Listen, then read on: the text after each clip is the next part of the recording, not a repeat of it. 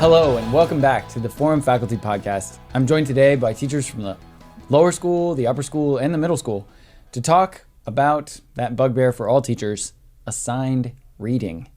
So we have with us today Finn Mehigan. Hey, how are you? Thanks for having me. Yeah, it's good to have you here. Finn teaches in the lower school and is also an upper school Latin teacher, so he's going to have a foot in both camps.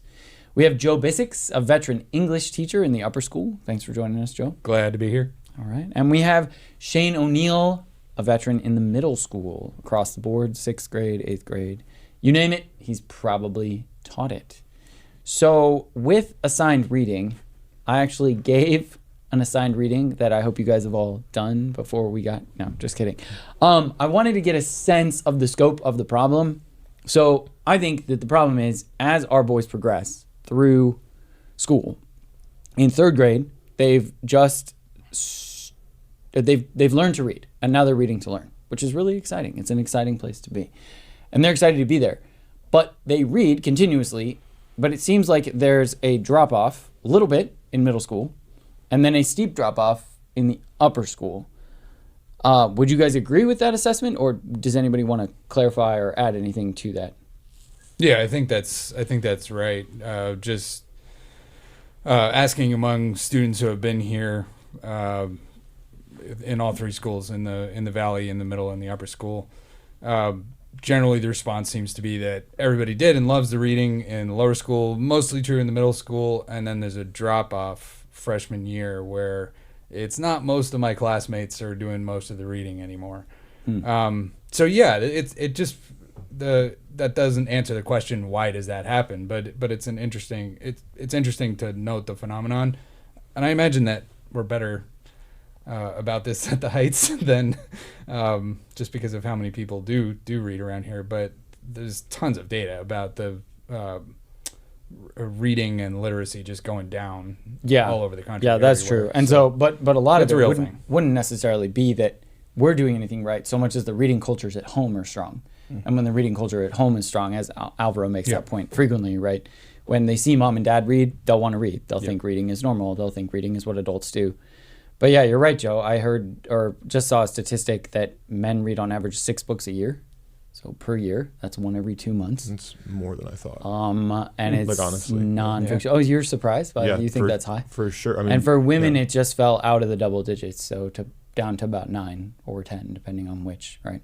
And then they read across different genres. So men read majority nonfiction. Like 5 out of the 6 books are going to be nonfiction.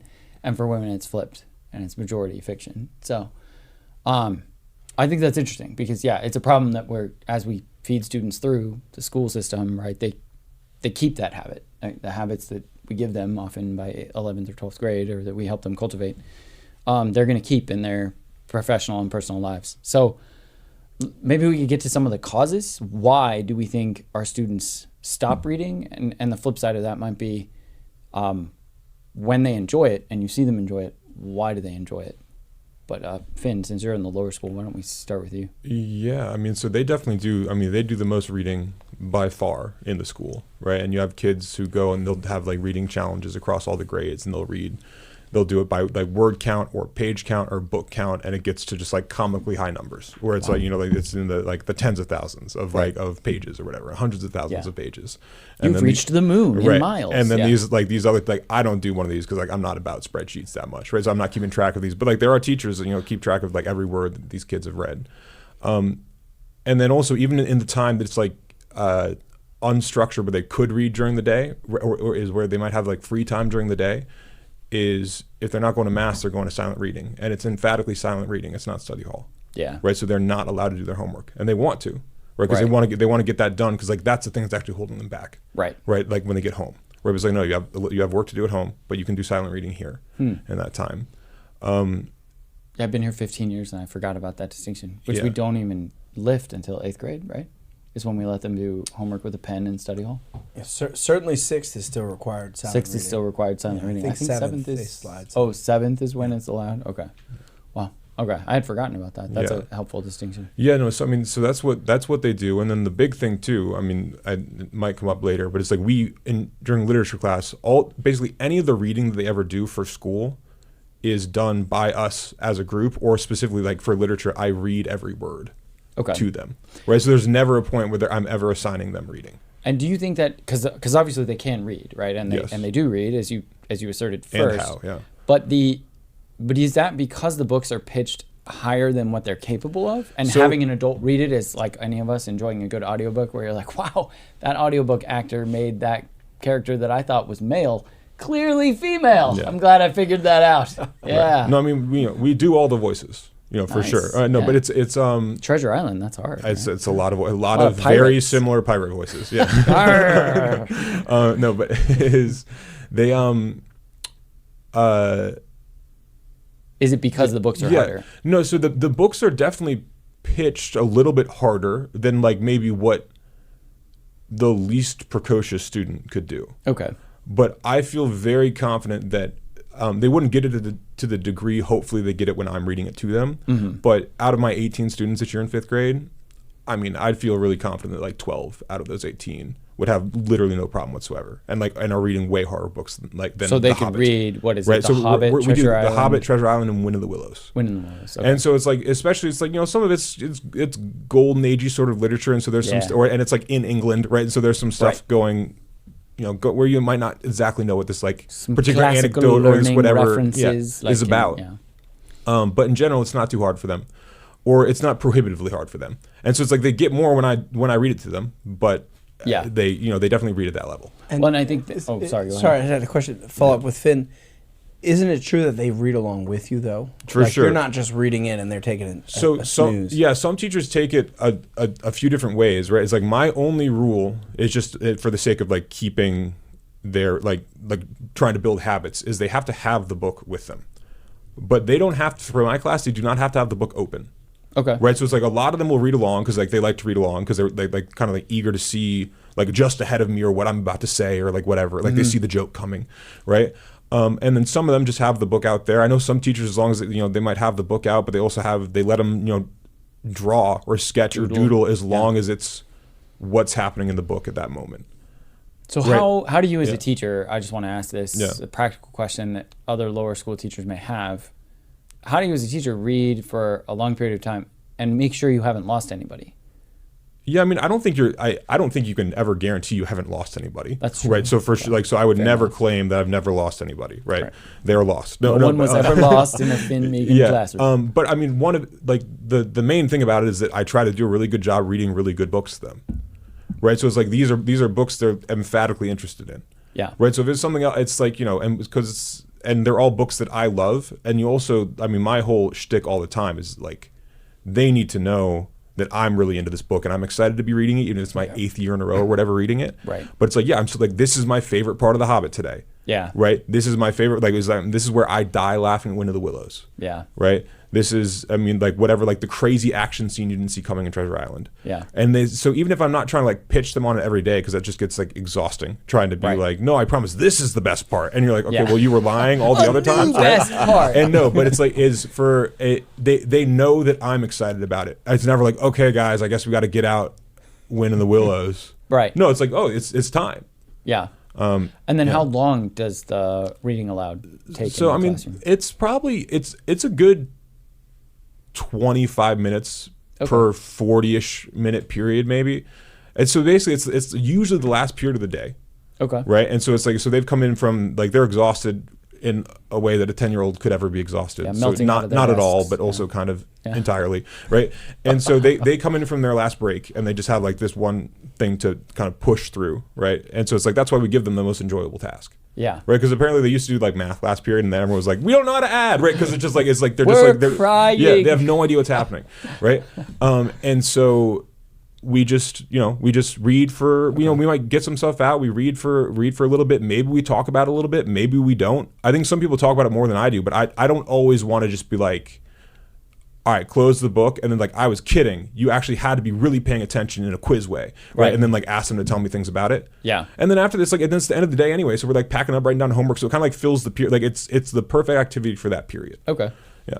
That's really good. Yeah. Well, thanks. That's helpful to see the why they enjoy it. Shane, at the middle school level, kind of what changes, what stays the same. Sixth grade really is that transitional year, and I know you taught it for a long time. Yeah, 10 years. So why don't you start there with that perspective? Yeah, I think first off, that was like the ultimate introduction for everything we're going to talk about today. Finn nailed everything. That was awesome. I think in terms of what changes, sixth grade's really a year for us where we are trying to help them develop their own ability to read. Okay. So I think in a lot of people's minds, once they can like make the sounds and unite them into words out loud, they're done reading. Like, oh, good. He can either read or he can't. Yeah, he can binary. decode or Yeah. not. Yeah, yeah. And so sixth grade's really where we do a deeper dive into helping them, and we do that in different ways.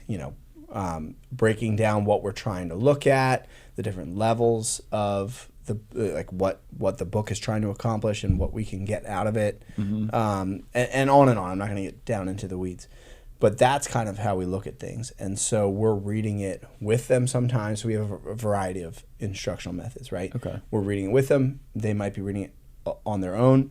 One of my colleagues who taught with me for 10 years in sixth grade, we used to have them whittle a walking stick during Lord of the Rings and play the audiobook once a week.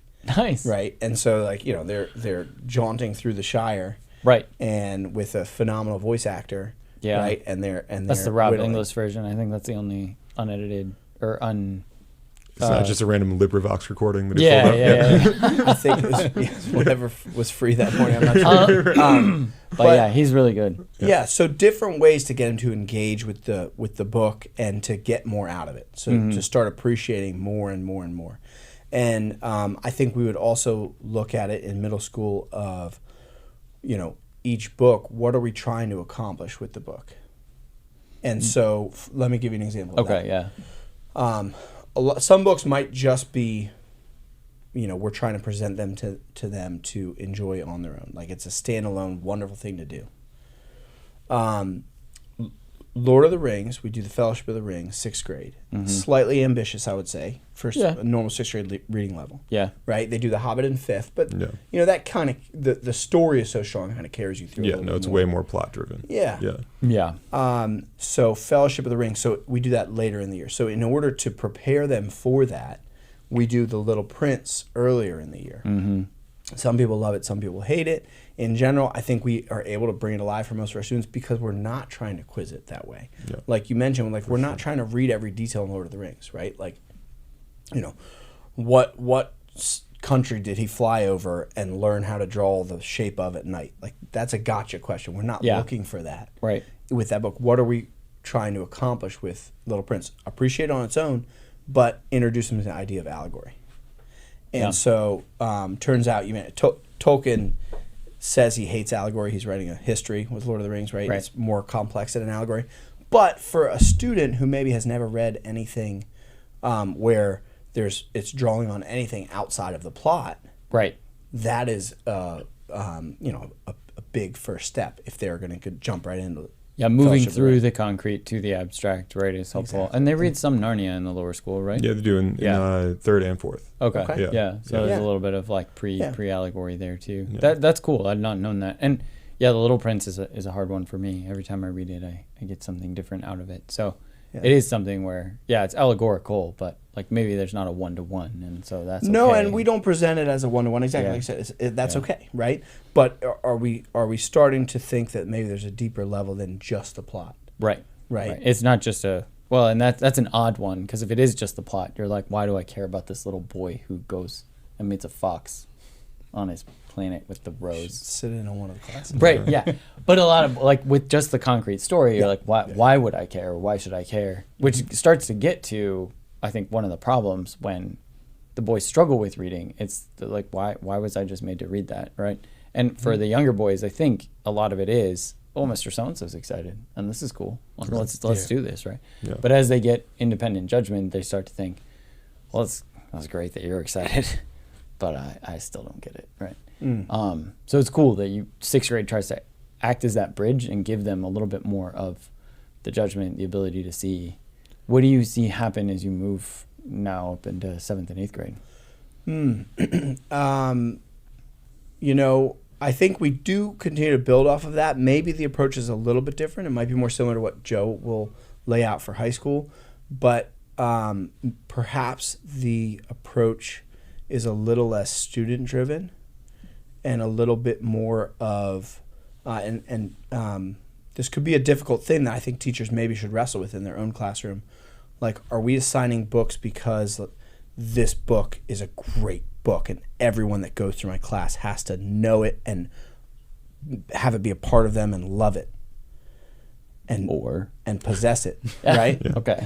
Can't tell if that's the good choice or the bad choice. Yeah, I'm like, is this the One Ring? No, Should I put the ring struggle, on? right? Yeah. That is the struggle. Is if it is so good, Right. then it is hard to decide. Well, what can I give them and what can I not? If it is such Right. a good book, Yeah, then yeah. It's for hard And to then what is the decide. boy who doesn't for the book for whatever reason doesn't resonate with him? Well, then what does he think, right? Like, oh, either Mr. So-and-so's out of touch, or like he doesn't get me, right? There's a danger in overselling the book too, like, you have to love this book or everyone loves this book, and you're like, but I'm the one weirdo. Well, that that's why you doesn't, also right? have more than just like one guy who teaches every grade here. That's true. Right. It's That's like, true. so you do have like the opportunity to hit, like to find someone whose literature or reading style meshes with yours more as you move along. Yeah. Or even after school, right? Like, it's like, Yeah. maybe this doesn't all get sorted out exactly, but it's like, there's definitely, even at this table, I think we'd all read very differently or read very different things with some, comically similar overlap, because we all do work here, right? Yeah. But, The okay, yeah, and I mean I can speak to 7th and 8th because I taught 7th for 6 years and 8th for 6 years, and I would say that I noticed sort of them pre-gaming, Joe, what you described, where it's like each book was a new opportunity. So I had a new like ship to send off into the waters and hope that they'd all decide to row, but you'd see like that guy's tired. Yeah. It's lacrosse season for that guy. Like he Rowing is hard. doesn't get it. Yeah. Yeah. Yeah. He doesn't know why we're rowing or Right. even where we're going. Yeah. That guy's chained to the deck. I don't know who did that. So they have different reactions to each book, and I would ask them every year to rank the books that they had, and far and away the most popular book in 8th Yeah. grade every year was, not a surprise, To Kill a Mockingbird, Yeah. which was the most relevant to what it means to be an American. But the second most popular was always the Iliad. And you're like, that's the it's like the polar opposite of To Kill a Mockingbird. It's like, okay, 3,000 years ago, people are fighting for glory and like poking spears through each other. And they're like, yep, second favorite book. What guys else was on listed that it list? first. The other two in 8th grade are Julius Caesar, right? Julius Caesar, which is hard, but we read it all together. Yeah. And I would get one student every year that would be like, it was close to my favorite. Right. It was never like a clear one, but Yeah. he'd be like, it was way cooler. And then than I who's thought the it poor was. fourth place? And then the poor fourth place Kill 'Em. is I mean, is Return of the King. And the reason Oh, that brutal. is Yeah. never first, second is because I inherited everybody who'd already made their decision about the whole trilogy Right. by the end of 6th grade, right? Like, and maybe they'd give it a second shot in But 7th grade, not a but third shot. nobody's giving it. They're like, I already know this. Yeah. Like, They have a they either two-strike love it policy. and are more of a Lord of the Rings nerd than me. And I'm like, I didn't know that about the Shire's 2nd borough's 3rd mayor. Or they're, and like that guy will often turn off the whole class too, where they're like, quiet Star Wars nerd, right? Which Yeah. is basically what they like peg him as, right? Or paint him into that corner.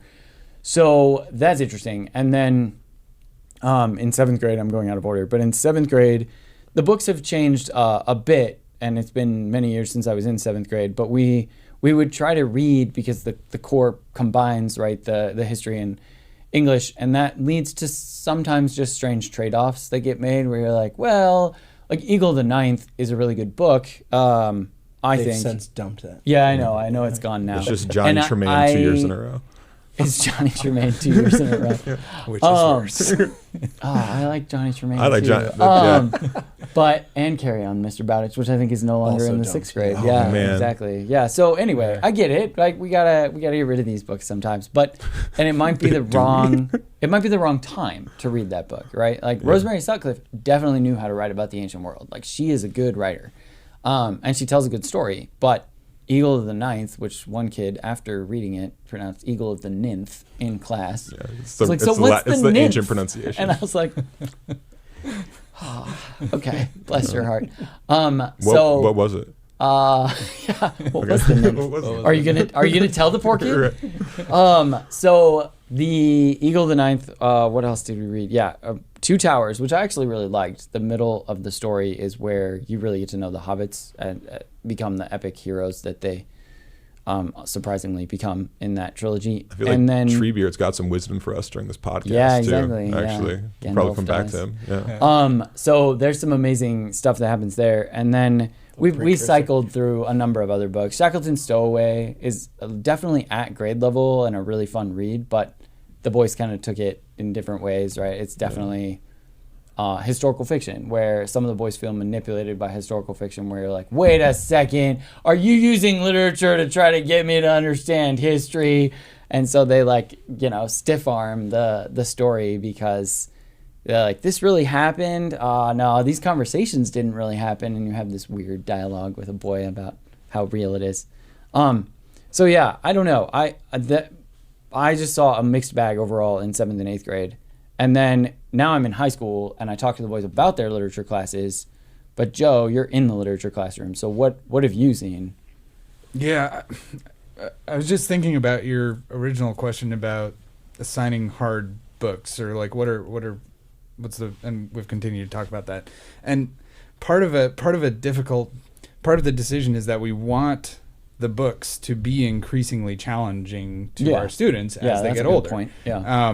But something being challenging doesn't mean that it has to be unlikable. Yeah. Right. So and you were saying this, Finn, with reading aloud and doing the different voices, and Shane, you pointed it out with the whittling of the stick. I didn't know that. That's awesome. So cool. Yeah. That is so cool. But giving them something that's difficult for them in a format that brings enjoyment with it, I see. can help them to tackle anything. And maybe something ends up being too hard for them, and they get a little bruised, or they can't knock it over, or whatever it is. But they'll be more excited about taking on a challenge depending on how we deliver it. I'll tell you a story from my own class. This year, I started doing it. I started thinking, okay, the guys aren't doing the readings, and these are only short stories. They should be doing the readings. Gave you There's the no reason why smallest not. possible So I'm going to reading. give them those little fact checker quizzes at the beginning of every class, and I started doing it. And then we got to a story where I just said, you know what, let's just talk about this one today, and let me hear what you think about it, and you guys have a conversation. So we basically started having a Socratic seminar conversation, and one of the guys asked me at the end, can we just do that for our quizzes? And we started doing that every day, and they liked it. So so I guess my point is that one version of me testing them, so to speak, was putting this onerous fact-checking thing on them, which basically was a gotcha thing. It was treating them like, well, I don't trust you, I don't believe you, and so you need And even to. if you didn't see the details I saw, then you're obviously not as smart. Yeah, which I always and find also, so but strange. there's as a another problem. teacher. It's doing a disservice to the literature too, because it's turning it into a Wikipedia test. Yeah, Right? They fine. could just look up the list, and then they have the things to say. So Right. they're not even reading the story, even if they read it, so to speak. But when they do a Socratic seminar, or when they're whittling a walking stick, right, or when they're hearing the voices, or the doodling, the drawing of the pictures, then they're doing something to make it theirs. And when it's theirs, they're gonna like it more because they've put more into it themselves. When there's a guy in my classes, I found this really effective. When there's a guy in one of my classes who doesn't like a book, I'll say, great, tell me why. Nice. Tell me all about it. Yeah. You're everything's fair game. Yeah. It just got to be substantial. Yeah, right? you have Tell to us judge why the book, this is actually not the boring. cover, yeah. We had a huge fight over To Build a Fire with Oh, that one nice. because some of Nice. them loved it and some of them hated it. It was Nice. fantastic. Yeah. It was so good because they were into it, and now they're not, Dogs they're are not gonna forget obviously it. better than They you. have- That's the point they of the have story, They right? have very definite opinions about it now. Yeah. But yeah, finding and so many of our colleagues do this. I know Chris Breslin has the feasts, you know. Yeah. Mike Ortiz in his 11th and 12th grade English classes has started having tea, like serving tea in nice cups and Yeah. brewing it actually right there. And the boys have gotten into the ceremony of it. Yeah, and they're already because addicted it's to caffeine, fun. so it's fine. You know, It's safe, right? and so all those things have one thing in common, right? Which is that they're all physicalizing them in a way. It's not just a thought thing. There are thoughts attached to stuff, right? To sounds and to my own words and to this object that I'm, or this picture that I'm drawing, or this. I was gonna go back to that because it's awesome. The staff that I'm whittling. That's so good. Do you remember the I think it was Walker Percy essay we read years ago? The Loss of the Creature. There you go. Yep. And he has a whole there's a part in it about the experience of the reading. Yeah. And that you really can't separate the content from the experience, and you can, but you're losing something if you do. Yeah. I think that's kind of. And I think you mentioned teaching the boys to read in middle school. I think that's almost exactly it. Is that words are a medium through which they should see something much larger than the two-dimensional words on the page, right? So the idea is they need to step into, especially in literature, right? Step into, and this is like, we talk about this a lot because it comes up in To Kill a Mockingbird. I think To Kill a Mockingbird is a little heavy-handed as literature, right? I was like, okay, Harper Lee. But the idea is, for the 8th grade boys, it slaps them in the face. Like, I've never really thought about what it's like to be in someone else's literal shoes, like in their shoes, right? In their clothes, in their, like, seeing the world from their eyes.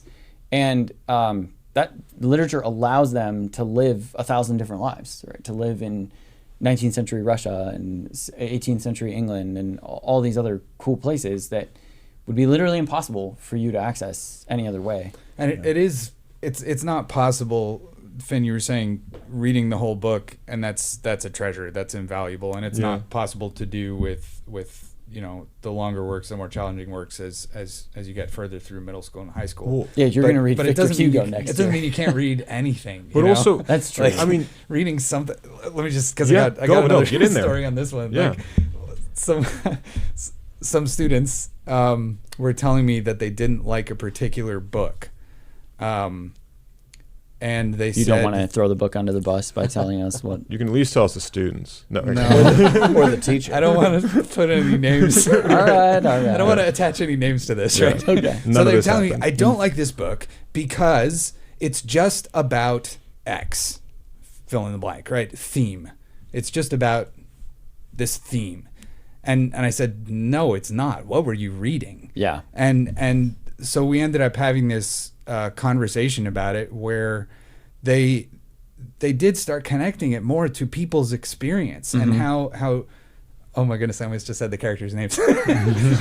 How these characters are struggling to figure out their own lives. And that's interesting because everybody's doing it. We're all doing that. And when we see somebody else doing it, it's like we're all on a team, Yeah. And, otherwise you're stuck. And I ended thinking... that with just reading out loud the last paragraph of the book, and it was dead silent. That's like, awesome. I swear they changed their minds. Yeah. That's cool. You could hear them change their minds. But when we're saying that the book is a theme, or we're saying that the book is a series of, it's a plot or a series of facts that you're going to be caught out on, it becomes challenging for them in a way that's maybe even, I don't know if this is true, but maybe even demeaning in a way, because it's saying you're just not intelligent enough to do this. Yeah. And they need to be able to say what they actually think. That's my and I think take on the it. other thing too is that nobody walks around with a pocket full of themes, right? Like, it's not like you throw away all the dump trucks that brought you the themes, right? Each year, you just like toss them, like, oh yeah, Eagle of the Ninth, yeah, that had this theme, right? But what you do walk away with whenever you've read a good book is you have the characters and what they went through and their story, right? And story just sits in your head in a way that's totally different, because while certain details fall away, the whole story is there. Like, you still know, I don't know. I'm trying to. It's also a framework to hang those themes on later again too. I mean, Aristotle literally says this in the Poetics too. He's talking about like the most important part of tragedy is actually the plot.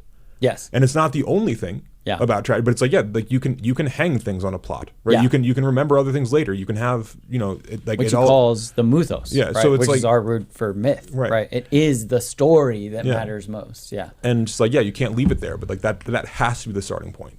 Yeah. I also want. I mean, listen. Like, I'm not going to sit here and convince everybody to do my crazy plan. Like, I know that's never going to happen. Your crazy plan would be to read Victor Hugo in a semester on a Victor Hugo class. Every single word. That's so crazy. The crazy plan is just like you need to significantly cut the amount of books you're reading, and you need to read every word to your students. Okay.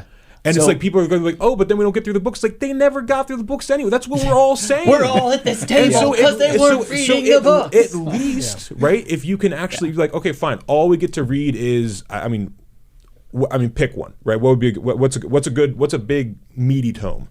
Brothers Karamazov. Yeah, so you're gonna read Brothers K, and in a semester year, whatever it is, it's like, but like that barring absences, which is like fine, you're not gonna like go drag them out of bed, right? But it's like if the kid was at school, read the book in at least some kind of way, right? Because you can't, and this is where actually surprisingly, I mean, I guess not entirely surprising because the Romans had literature too, right? But is this happened to me in one of my high school Latin classes last year? Is we were reading some Virgil that was just like frankly entirely too hard. For all the students, and just like not because they're bad people, not necessarily because I'm a bad teacher, but just because of circumstance, right? And because Virgil is like one of the hardest, and he's the most learned gentleman out there, right? And so I basically abandoned them being able to really tell me lots of significantly hard stuff about this Virgil, right? And it's like, all right, I'm going to mostly just translate this for you. We're going to do a lot of reading out loud of the meter or whatever. But it's like, I'm going to just try to convince you that I like this poem. This poem has cool stuff to say. And so that maybe in 30 years, when you finally slow down enough to like sit in your now old man armchair, because you're finally middle-aged, so you feel old, right? And you're going to sit there and you're going to actually open a book for the first time in your life. You're like, oh yeah, like, well, Mr. Mehigan liked that book, so that might be a good one. Yeah, or at least, or I have some familiarity with it, so maybe I can understand something about it. Yeah, and like I enjoyed Virgil when I got to it. And it's like, it was kind of zany, it was kind of like odd, like, but it's like, it was okay. That could be an option. And so it's like, it's just, I don't know if you have to just succumb to the temptation to, because like you're never covering everything anyway. Yeah. Right. You never even in a Dostoevsky class. Yeah. Right. Where it's a whole college year on Dostoevsky. You're not going to read all of them. Yeah. Right. And so, even too, like there's sort of two extremes, right? There's either like everything is a dump truck with a theme in it, and you just need to like once the dump truck leaves, whatever, you have the theme. But the other one is the idea that it's like an orange, and you can squeeze like every ounce of juice out of it, and now you really understand Brothers K because we squeezed hard enough. Right. But it's even more than that, because not only are you squeezing every ounce of juice out of it, every single student in the room has got to be able to receive it fully. Yeah, that's true too. And it's like such a high bar, crazy high bar. Yeah. But I don't even know if it's a high bar, or just so much as just a total miss. Yeah, like a myth. Yeah. But Finn, you mentioned that like it doesn't really bother you. You're doing your best. Yeah. But you can't really promise that every student in your fifth grade has never tuned out. Right. But they all have read The Hobbit. But they've been there. They've been a part of it. Yeah. You know what else I found, and I'm very intrigued by your idea. And I think I'm moving more and more in that direction. Yeah. With my literature class. If you cut out all of the quizzes and things, and I'm not saying you could never quiz, right? You know, like the answer's probably somewhere in the middle, but you have a lot more time. Sometimes we can get so caught in the cycle of assigning reading, quizzing whether they did the reading, teaching them about the reading they didn't do, assessing whether they've studied my thoughts on the reading that they didn't do but they should have done, right? And then like giving it back to them and going over it because they clearly didn't understand my thoughts about the reading that they should have done that they didn't do, right? Well, what if we just spent only funny because it's true. What if we just spent all that time reading in class? Yeah. Okay, so I have two perspectives here that are interesting, right? One is because you made a good point, Joe, earlier, that it could feel like coddling when you crush the literature down to its two-dimensional, like it's just these themes, or like the only thing this story could possibly be telling us is this, right? So like remember that, write that down. But could the students also, I'm worried about the student culture. They're not expecting this anymore, right? Because they think that was the way they treated the lower schoolers. How would the students, how could you make it clear to them that they're not being pandered to, that this is actually like a good thing, and we're not like, oh, Pat, you don't do the reading, so now we're gonna have to read too. How do you make it not a guilt trip or an exercise in making them feel little? So Belittling them. I was reading an article that made what I think we all agree is a pretty obvious claim. I think you might have already said it, Tom, that the best way to get somebody to read is by reading in front of them yourself. Yeah. Like just sitting down, being present and having a book that you're reading. Mm-hmm. And they see you doing that, and they're more likely, because of that, more than any other reason, to start reading. Yeah. Isn't that's what you meant by culture of reading? Culture at of home, reading right? at home. So, Yeah. so Mom if and they dad see read you at home, doing and it they see in that class, that's normal. Yeah. then that is that, right? They see you doing it in class. It's not just that Okay. Yeah, I they're think doing the reading in class instead of at home or something like that. It's that they're seeing somebody actively engage the thing who's loving it. Yeah, if So you're anything, I thinking- think we're at an advantage, right? Because they do come through a culture that does do that. Right? That's So true. it might be like if you come from another school, you're like, oh, what's this little belittling process I'm a part of now? Right? Yeah. This stink, right? But it's like they're like, oh yeah, like we did it last year. Yeah, just like we we used still to do. use Saxon math. Right, Yeah, and I don't feel that's true. belittled, right? So like, let's now do this thing too. Like, Right. it could seem And perfectly it's reasonable. not even that. It's that listening to stories is fun. That's They the like thing. it. It's like, Yeah, that's That's also actually- awesome. Well, if that you was- make it awesome, Right. Yeah. everyone's gonna love it. Right. That was going to be my other pushback, though, is that, so what do you do in non-literary subjects? Like, and I could see, you could make a speech, right? Yeah. Like a speech of Lincoln's or a speech of Martin Luther King's or whatever. That could be just as exciting, if not more, right? A speech of Teddy Roosevelt's. But what about when it's just like So I the got textbook? I got plenty or- ideas on that too. Okay. But I feel like we're all so much on the same page here that we might be giving short shrift to teachers in particular who disagree with us. Okay. Right. Okay. That So do you want to represent them? That yeah, well, no. we can gang up on you. That's I fine. can Yeah. I can try So- to be devil's advocate. So yeah. no, that I think we were already saying it. That no, something. Yeah, Finn, you're saying sometimes you do have to just read the book that you don't understand, that's too challenging, because you need to sort of get something in your system. You, the student. So Okay. that when you pick it up again when you're 30, which is when you're supposed to be reading it, you're already comfortable with it, instead of having to try to figure it out for the first time. It's harder to pick up that kind of habit when you're older. That's true, right? So the frame maybe maybe that's a case to make. well, one frame then that a teacher could come at it with is when you reread this when you're 30, Yeah. right? Like when you reread this, you'll probably notice more because you will have had life experience. Well, Like, and then after and then you're what do you married, this will need read differently. when you get to that point. What are you actually going to need? You're going to need sort of the fact checker stuff, right? The thing that's going to be most helpful to you going into that 30-year-old read is just remembering the names of the characters and the plot and basically what happens. Yeah, Right, that's because true. then you'll be free to see the subtleties and the complexities of the words and the atmosphere and the experience that they're creating, and you'll actually be able to participate in it. Yeah. Now I don't necessarily Yeah. think this is true, so I'm just There was trying to make a case. an interesting debate that happened where the sophomores who come into my study hall were in the middle of a debate, and they really wanted me to weigh in on exactly how the axe heads and the arrow Yeah. related to each other, right? Like in what way were these axe heads set up? And we went through a few, and I even was able to find a paper. Are you talking that- about Odysseus? Yeah. No, this is sorry. the Odyssey for the Yeah. record. Odyssey, Yeah. book Yeah. 21-ish. 20, the end. 22, yeah. Yeah. But I did step back eventually. So I found a paper and showed them like Mycenaean level Bronze Age. They're like, that's not what axes we and- meant, sir. And they like then made their debate based on like the 3 or 4 options that, I was like, Did you "Trust me, try it? Somebody's Did you already done this. set up Yeah, some we didn't axe actually heads? set up some axe heads. Right. But what was cool is that Next year. they had focused so much on the detail that when we did step back, and I was like, well, who sets up the stringing of the bow? And it's Penelope. And this was the example I was thinking of with the way you read a book differently when you're older, is that I didn't like Odysseus at all in high school. I thought Odysseus was a jerk and a liar and succeeded because Athena was on his side. Like, that's it. Like, if you were Antinous and Odysseus, I was like, don't see a big difference. But reading it as an adult, there's still a lot not to like about Odysseus, and I see why Dante puts him in hell. But the Odysseus and Penelope, that connection to his mother, his son, and his father humanizes him in such a way that he is way cooler when he's home than he was when he was with his men. By the way, being a loser and basically not even keeping them out of the trouble that he was supposed to be keeping them out of. Yeah.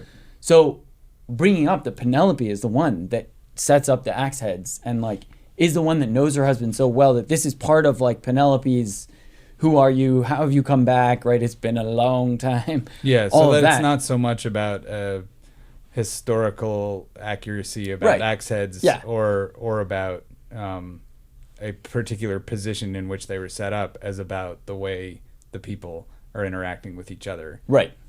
Through these physical objects. Exactly. You know? But what was cool is all the boys, because it was a debate, had enough interest to listen to that point get made about Penelope and Odysseus' relationship, which I completely missed in high school and didn't even care. And now my favorite lines in the Odyssey are when Penelope's hanging on his shoulders like a shipwrecked sailor, right? And she's like the shipwrecked sailor, which is so cool because that was him, not her, but the two shall become one, which is pretty legit, even in Greek literature. So anyway, but the point is, I had a couple other things I wanted to say.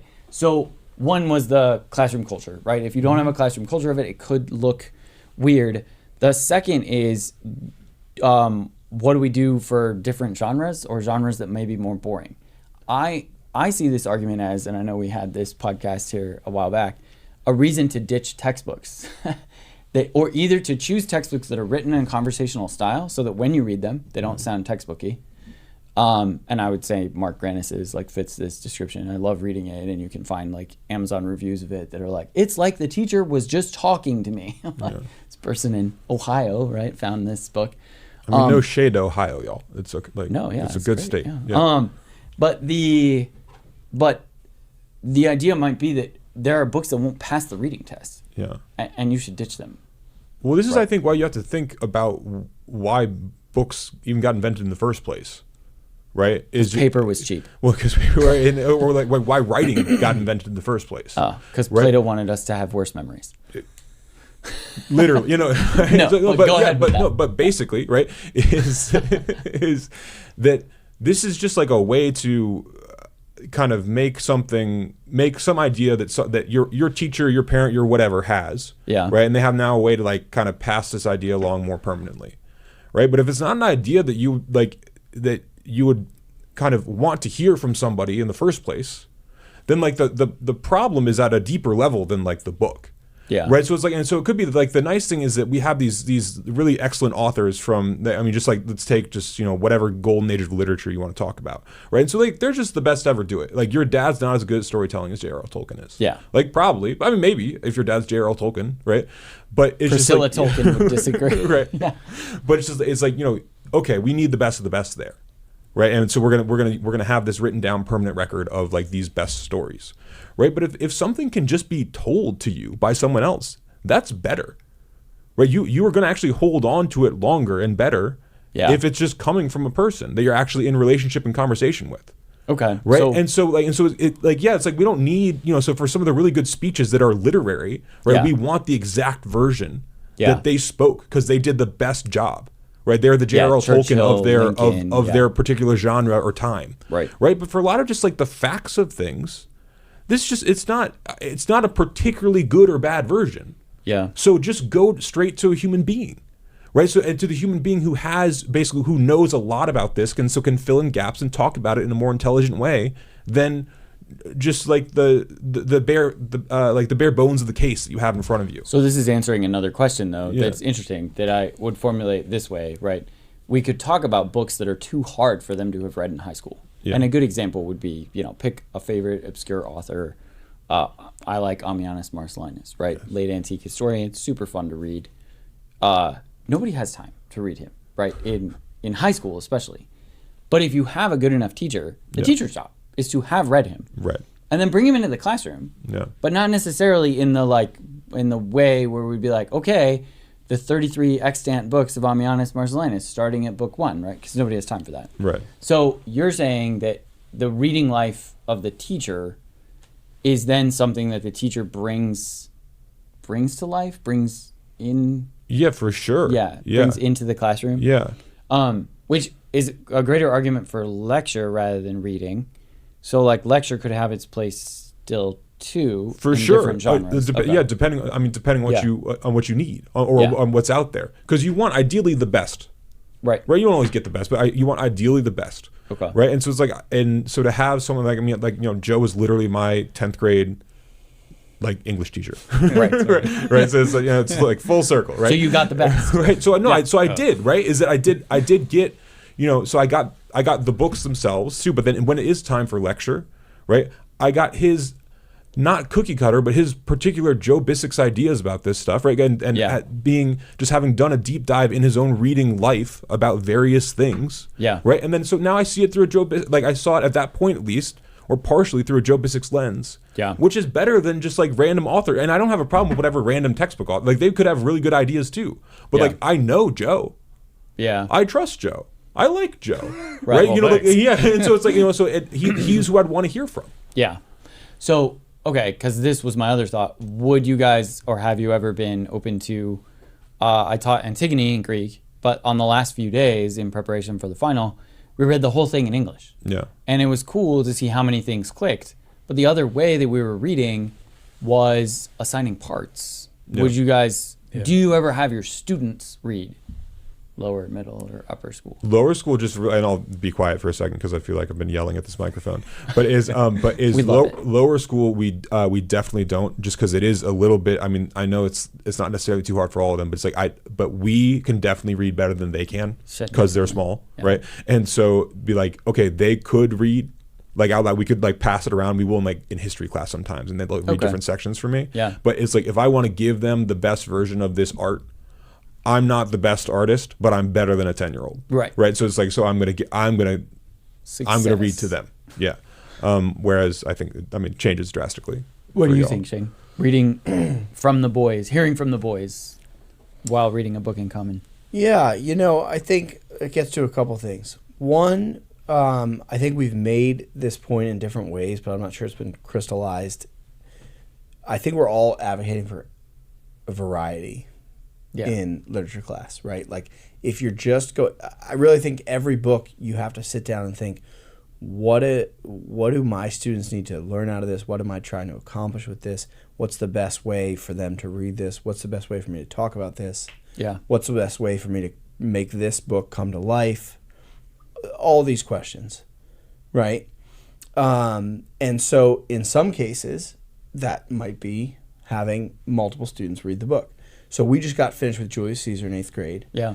And not always, not every scene, but a lot of the times we'll have, it's a play, so we'll have the students read the parts. And if they make it into a joke, then they lost their privileges. Yeah. And I'm not giving them a part moving forward for, a long time, like a day. And, whole day. Yeah, it's a small class, so we got to come back to it sometime. Yeah. But, they love it. They try to do a good job with it. I think it illuminates something, but it also enables me to pause, give some background that maybe I've learned about or that something that I'm noticing that's even just cool. Yeah. Like, hey, look at that little turn of phrase. Like, Yeah. let me illuminate this for you. And then, like, now you can see, like, maybe we've lost the moment. You're not going to laugh at it. But, like, wasn't that cool now that you see the pun that he was making here? Yeah. And they certainly appreciate it more. It's a mender of men's souls. And some Yeah, of those the things cobbler, are exactly. That's easier to do with some things than others, right? It's easier to do it with a play because there are roles over there, For and sure. you just assign them, right? Yeah. But it's possible to do, and this is not just true of literature classes. It's definitely true of history, and there are ways to take it beyond that. But you can do performance style exercises and assignments that allow them to be inventive without having to have become a master of the material already. One thing that I do is I'll do hot seating, but they're playing a character, so they put 3 of them together, so there's not too much pressure on one guy, and everybody else in the class comes up with interview questions. They don't know what the questions are going to be, but they need to kind of know how the character thinks and talks. Yeah. And so then when the interviewer asks them a question, they have to be able to give some kind of response. And so there's no Right. perfect answer. Nobody's expecting one. But there is an expectation that they understand what they're doing. And you can do that with history classes too, by having like historical figures interview each other, or or just give a historical figure an interview. So that's another way of getting them, I'm biased toward the theater stuff, obviously, but getting them performing it, right? Physicalizing it, right? Getting it into their bodies and not just their thoughts when their bodies are already restless in those chairs is, it just makes it stick. They remember it and they enjoy it.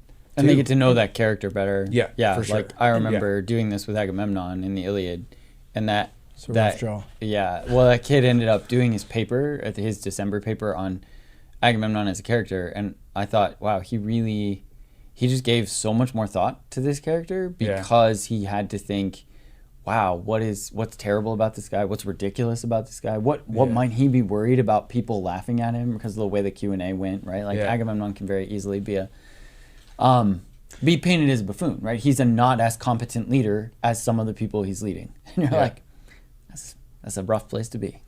Well, I was just going to say, don't you find too that sometimes you set up an exercise like that in a class, and it's a guy who maybe has been muted for most of the quarter, and all of a sudden he comes to life. Yeah. Right? Yeah, because they feel free once there's an established arrangement to have everybody else shut up. Right. So those guys will feel free, and the guys who are quiet and don't feel comfortable with it, it's good for them too. Yeah. To get up and just do it once in a situation where everybody's in the same boat. Right. You've all got to try this thing that you don't usually do. Yeah. You did something hard. Good job. Then he challenges himself to stand up in front of people and come up with some words and deliver them on the spot. And usually find out that he's better at this than he thought he was going to be. Or even just that being uncomfortable and putting himself out there made him engage with the material in a different way that he wasn't used to. And it's just good for them anyway. I think so many times we set up our classes, literature class included, like in the way that works for us as teachers.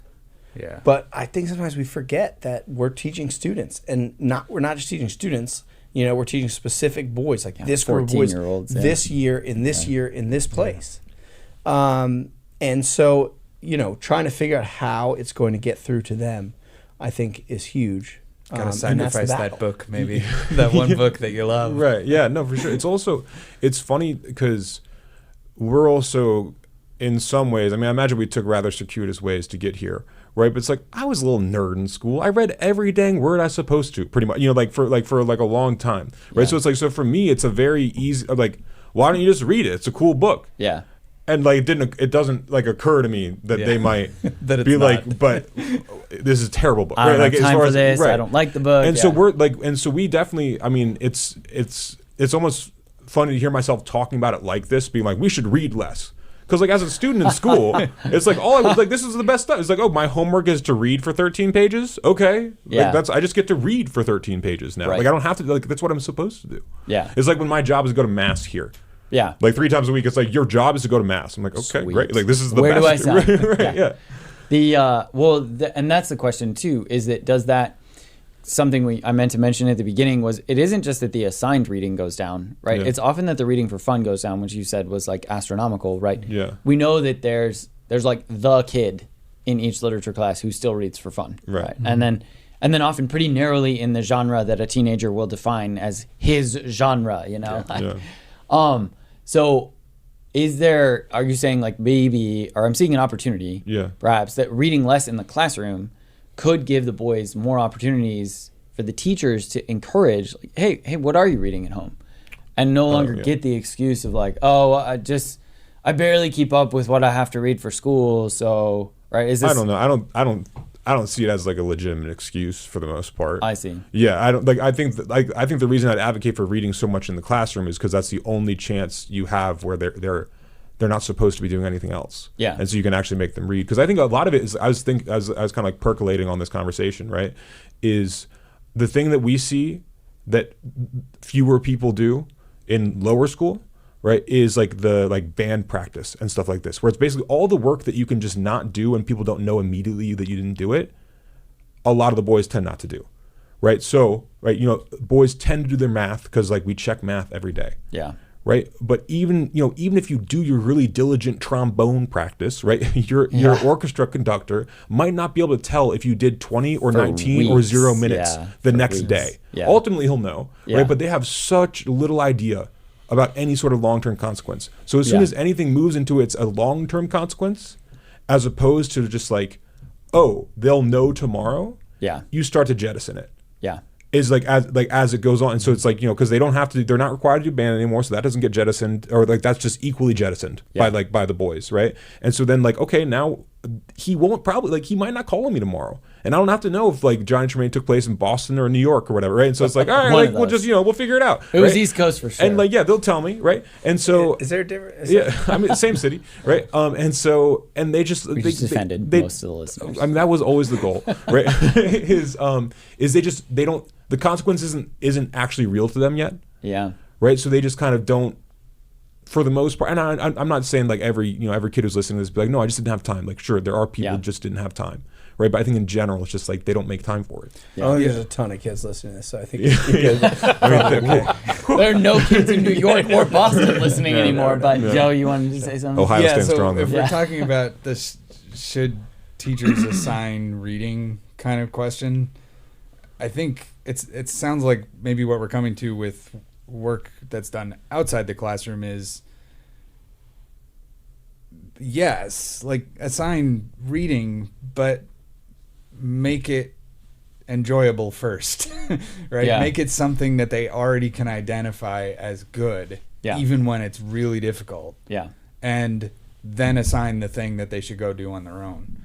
Okay. So there is still going to be in the high school assigned reading. You have to. I mean, not my high school. Even if I read Brothers K. Yeah, I don't know semesters. if I could read all 1,600 pages of the unabridged Les Mis. Oof, yeah. Maybe. Yeah. And I don't think so, though. Yeah, I mean, also maybe that book doesn't We were in get to the be read. sewers for all of October. Right. We were just in the The Peruvian sewers sewers. is pretty long. I had two thoughts. One to share that maybe between the quiz, the gotcha quiz, and not hearing from them at all, which I've done some with the homeschoolers that I teach and some with my students, less so now that I'm just Latin and Greek, but I did it in middle school. And we would read a section and just have one student stand up, and instead of asking a really specific or targeted question to get you, just say, what happened? Right? Like a really open-ended, like, what did we just read? And they can pick any details they want. And I have found that it's a really good way for me to kind of stick my finger in the air and be aware of more than just myself, right? And my own like excitement. But also it often starts the conversation because I'll let the kid ramble however he wants, right? To talk about whatever he wants. And they'll often either end with a rhetorical question where like, I didn't really get why they called it this kind of ship, or I didn't know this word, right? So that question kind of comes out naturally. Yeah. And he didn't start with it, so he didn't even realize that he didn't know, right? So letting them talk a little bit. I stole that from Charlotte Mason educators who call it narration. But, and then I'll open up to the whole class before I talk to questions, additions, and clarifications. So I kind of think of the questions, additions, and clarifications as falling into three things. Like, it's okay to be confused. Right, this kid might have been right. Like, they often don't realize that it's not just okay; it's actually really good. It's really to normal. not understand something and be able to put it into a question. Yeah, I'm like, it's the first word. Questions. That's what I want most, right? Yeah. Like, is your questions, and then additions allow the kid who's like, oh, I remembered this detail, which can be helpful for the whole class conversation because you're like, oh, remember that detail. Well, let's incorporate that into our discussion about whatever this character is or the conflict that we're looking at. And then clarifications can be helpful because sometimes they're like, it was blue, and you're like, no, it was red, and that probably matters, right? And so that it kind of opens it up for all the types of readers, right? There's the nitpicker. We all have a couple in each classroom. The guy who noticed something else, there's a few of those. And then the confused. And so I feel like at least when I'm working with a small enough group, I hear from so many more people than when I do the ask a question and wait for hands to raise, because the hands to raise will be the same 20% of this for sure classroom all year round, right? It's also, that kind of thing is also a way of addressing different levels of comprehension in the class. Yeah. Because there's an expectation that you participate, but lots of ways of getting in there. Yeah. It's not just having to do one specific kind of answer. Yeah, I've never liked feeling like the magician teacher where you're like, figure out what I'm hiding behind my back with like the one answer you're looking for. Well, sometimes and, that's fun. And the kids just start guessing and they're like, a grapefruit? Right. So it's, yeah, and you can, like, a really targeted question can make it so that when they do land on the answer, like it punches harder. But that's the way to use the mystery question, right? Where you're like, no, we're trying to narrow in on one thing, guys. Like it's, mercy or whatever, right? And then when they get there, it can hit hard. But I do think there is a place though for the reading quiz. I think we're being a little bit unfair, maybe idealistic, because there's certain books that we're not going to be able to cover all the time in class. We need them to read them if we're trying to accomplish all that we're trying to accomplish.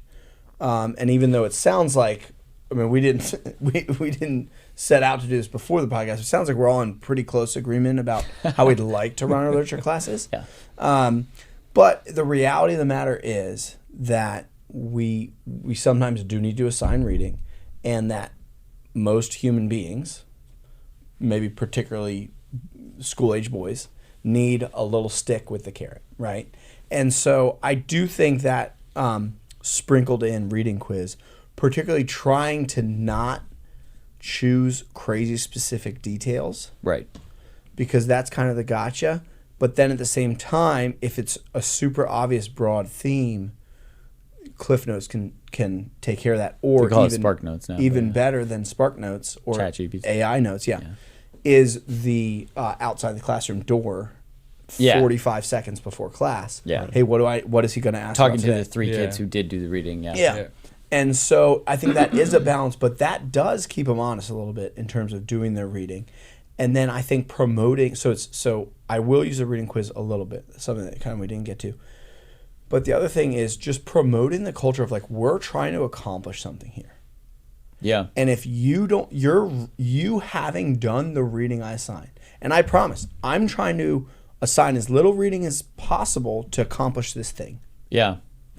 But if you don't do your reading, that's the entrance ticket. You don't get a seat at this table if you didn't do your reading. And it's a worthwhile table to be at. Yeah. We're going to accomplish good things and cool things. And if you don't do your little bit, you're not really welcome here. I'm sorry. Yeah. Like I'm not going to kick you out of school. Yeah. But you can't be in this book club. But yeah, we're doing cool stuff here. And so I think it's selling it. It's actually doing cool stuff. It's actually doing worthwhile stuff, right? So maybe we should have touched on more, but lecture has a place. Yeah. There's certain times. I mean, I'm not telling you, right? Like you're an expert on think something, right? Know way more about a lot of these books than I will ever know, right? And so you do use that. I don't think we got to that point, but there's so much wealth of knowledge that you're going to communicate. Maybe that hasn't come through in this podcast, but you're going to do that. So look, a seat at this table is valuable.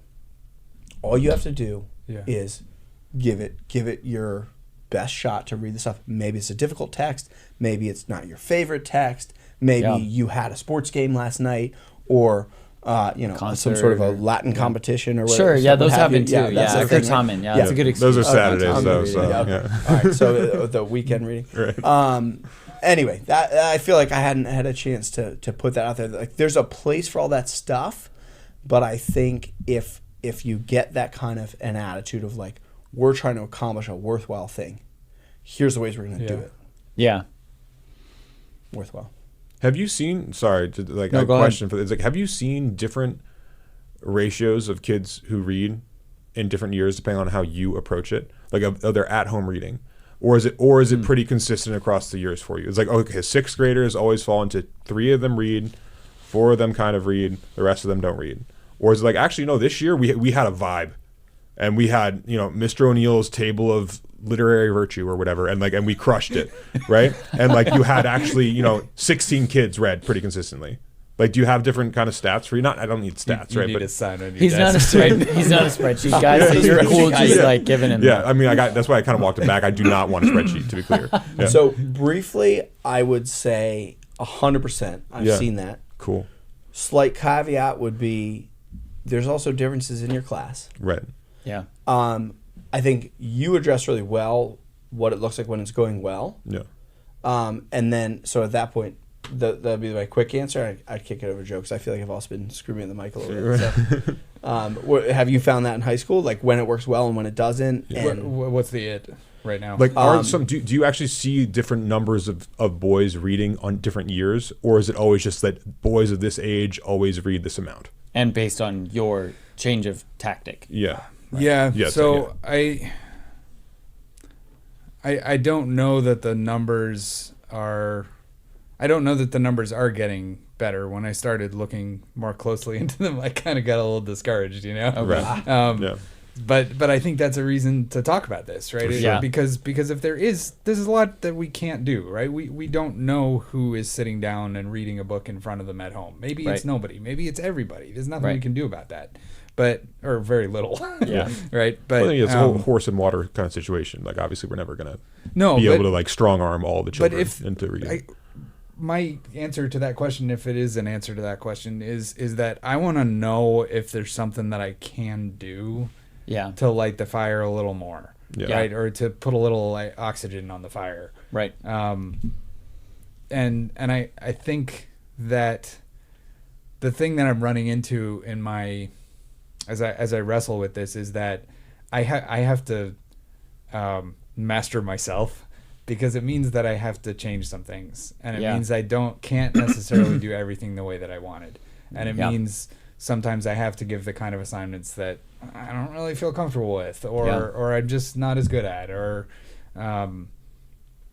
and so being willing to tackle that in order to be the guy that they believe when you say this matters right here, and you earn a place at this table because we're doing cool stuff.